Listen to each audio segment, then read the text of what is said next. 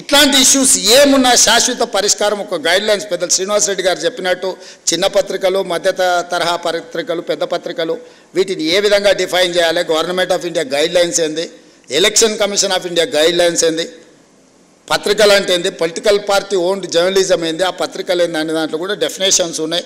వాటన్నిటిని క్రోడీకరించి కొత్త విధి విధానాలను తయారు చేయండి. మీరు ఇచ్చిన విధి విధానాల మీద చర్చ చేసి క్యాబినెట్లో అప్రూవల్ ఇచ్చి దానికి చట్టబద్ధత కల్పించే బాధ్యత నాది. ఎందుకంటే కొన్ని పనులు ఆటోమేటిక్గా జరిగిపోవాలి. ఒకసారి ఒక రూల్ ఫ్రేమ్ చేసుకొని గైడ్లైన్స్ ఫ్రేమ్ చేసుకుంటే ఆ ఫ్రేమ్లోకి వస్తే ఆటోమేటిక్గా పని జరిగేటట్టు. ప్రతిసారి మళ్ళీ రావాలా, అడగాల, ప్రతి వ్యక్తిని నేను ఎగ్జామిన్ చేయాలనేది పరిస్థితి ఎందుకు? ఒక సిస్టమ్ తయారు సిస్టమ్ ఆటోమేటిక్గా దాని ప్రాసెస్లో అది నడవాలి అనేది, వ్యవస్థల్ని రివైవ్ చేయాలనేది నా ఆలోచన. అన్ని శాఖలలో గంటల కొద్దీ ఈరోజు సమీక్షలు చేస్తున్నది. దెబ్బతిని ఈరోజు వ్యవస్థలు కూలిపోయే పరిస్థితి వచ్చింది కాబట్టి ఆ వ్యవస్థల్ని నిలబెట్టడానికి, వాటిని బలోపేతం చేయడానికి, వాటిని నడిపించడానికి విధి విధానాలు ఖరారు చేస్తున్నాం. మనకు టూరిజం పాలసీ లేదు, ఎనర్జీ పాలసీ లేదు, స్పోర్ట్స్ పాలసీ లేదు. ఇట్లా చెప్పుకుంటూ వెళ్తే 10 సంవత్సరాల తెలంగాణకే పాలసీ లేదు.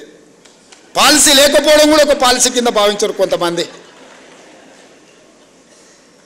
అట్లాంటి పరిస్థితి నుంచి ఒకటొకటిగా పరిష్కరించుకుంటూ విధి విధానాలను ఖరారు చేస్తూ మన ఎదురుకు వచ్చిన సమస్యను తాత్కాలికంగా పరిష్కరించడం కాదు, శాశ్వతంగా దానికి విధి విధానాలను రూపొందించండి అని చెప్పి అన్ని శాఖలను సమన్వయం చేసుకుంటూ ఈరోజు ముందుకు వెళ్తున్నాము. అనుకున్నంత ఆశామాసి కాదు ఈ ప్రభుత్వ వ్యవహారంలో బండి నడపడం.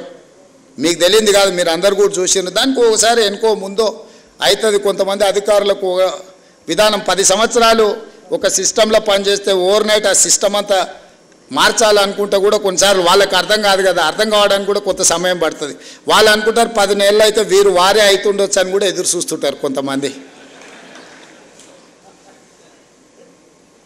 ఎందుకు అని అంటే ఆ 10 ఏళ్ళు అట్లా చూసినాం, సార్ ఏదో కొత్తలో ఊపులో ఉన్నట్టున్నాడు కానీ సార్కి కూడా తత్వం బోధపడుతుంది. 10 నెలలు అయితే అనుకునేటోళ్ళు కూడా ఉంటారు. అట్లాంటివి ఏమి ఉండవు మిత్రులారా. మేము మీలో ఒకరమే. మీ సమస్యలను పరిష్కరించే బాధ్యత మాది. అదేవిధంగా ఇంకొక మాట చివరిగా నేను ఒక మాట చెప్పదలుచుకున్న, సార్ అన్నీ చెప్పిండు కానీ మేము అడిగింది కానీ మేము కోరుకుంటున్నది చెప్తలేడని అనుకుంటున్నారు. మా సీనియర్ నేను ప్రెస్ అకాడమీ దగ్గర ట్రైనింగ్ పెట్టాలన్నా, క్లాసులు పెట్టాలన్నా, ఏదైనా చేయాలన్నా చిల్లి గవ్వ చేతిలో లేదు. ఈ నుంచి పోతే మళ్ళీ పాత రోజులే అన్నట్టుగా ఉంది అని మా సీనియర్ మనసులో ఉంది. అందుకే ప్రెస్ అకాడమీ దగ్గర ఒక 10 కోట్ల రూపాయలు మీ దగ్గర పెట్టుకోండి.